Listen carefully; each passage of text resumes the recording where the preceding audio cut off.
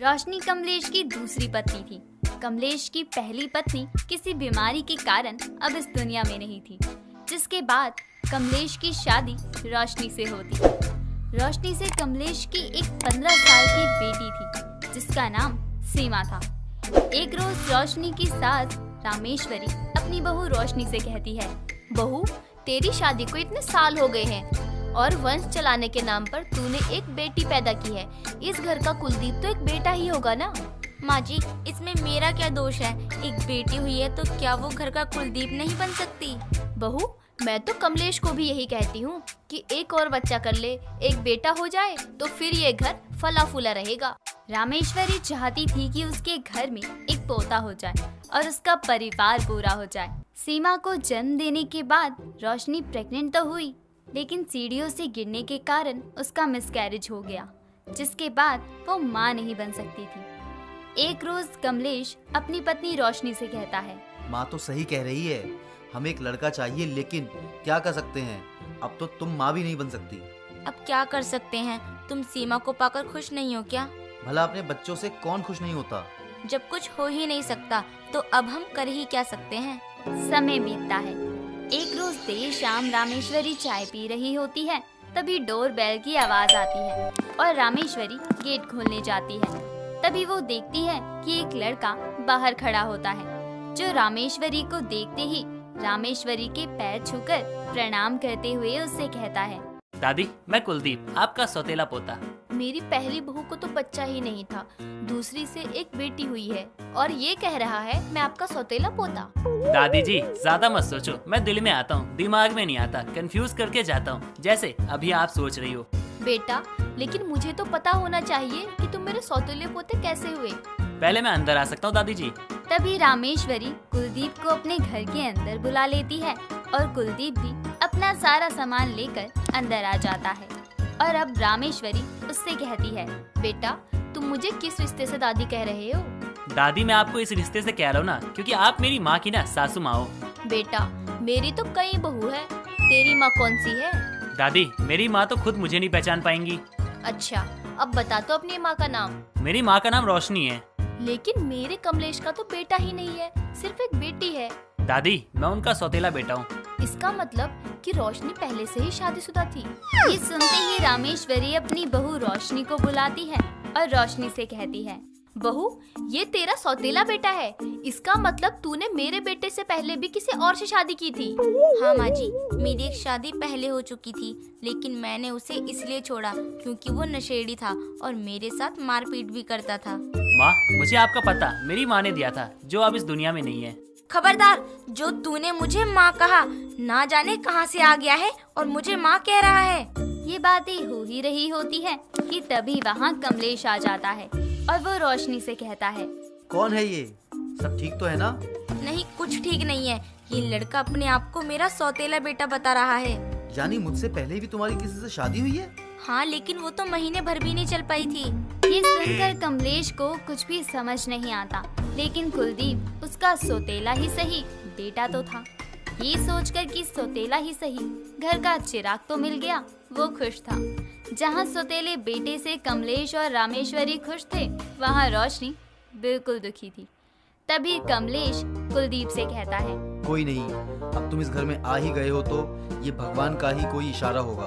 हाँ बेटा, भगवान का ही तो इशारा है तुम्हारा यहाँ आना। कुलदीप और रामेश्वरी ने तो कुलदीप को अपना लिया था, लेकिन रोशनी को कुलदीप का यहाँ रहना चुभने लगा था, क्योंकि उसकी बेटी सीमा को प्यार तो मिल रहा था, लेकिन कुलदीप के आने से वो बट गया था।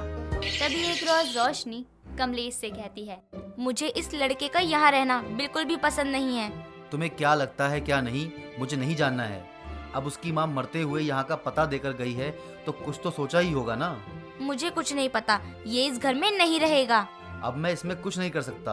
कुलदीप के आने से माँ भी बहुत खुश है और कुलदीप का व्यवहार भी काफी अच्छा है। ऐसे ही कुछ समय बीतता है और एक रोज कमलेश कहीं बाहर जा रहा होता है। तभी उसके बटुए में से पैसे गायब होते हैं। हॉल में आकर अपनी पत्नी रोशनी से कहता है, रोशनी, मेरे बटुए में से कितने पैसे निकाले हैं, और अगर लेती हो तो बता तो दिया करो। जी नहीं, मैंने आपके बटुए में से कोई पैसे नहीं लिए हैं। तुमने नहीं लिए तो कहाँ गए?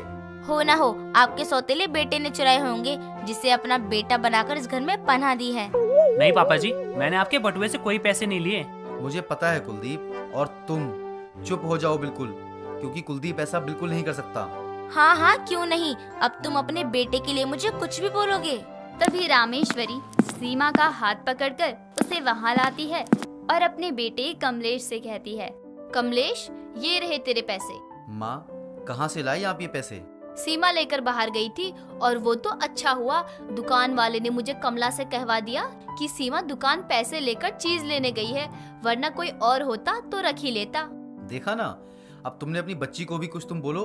मेरी बेटी ऐसी नहीं है, उसे ऐसा ना बोले आप माँ जी। इस इंसिडेंट के बाद भी रोशनी कोई ना कोई बहाना सोचती कि कुलदीप को घर से बाहर किया जाए, और इस बार रोशनी अपने पति कमलेश से देर शाम को कहती है, जी मुझे ना ऐसा लगता है कुलदीप की नजर अच्छी नहीं है, वो मुझे अच्छी निगाहों से नहीं देखता है। तुम ऐसा कैसे सोच सकती हो?